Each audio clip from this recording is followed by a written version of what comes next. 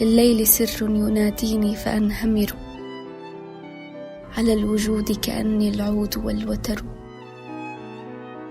أحيا فتلتفت الآفاق تشربني، ولفحة الريح والأشعار والسهر. أحبها هذه الدنيا فأجملها ببيت شعر كفوح الورد ينتشر. حلم بحلم أنا، بعد تعيش به أبطال كتب وشط صخره القمر. يقرأنني فيقولن السهل ضج جنى ومشتهى وكحوض أزهر الحجر.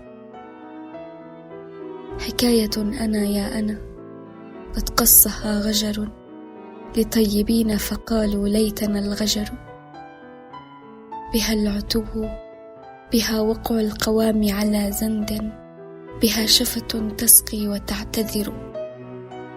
تقول خذني وخذ صبحين قطفهما ما حرم اللمس لا ما حرم النظر.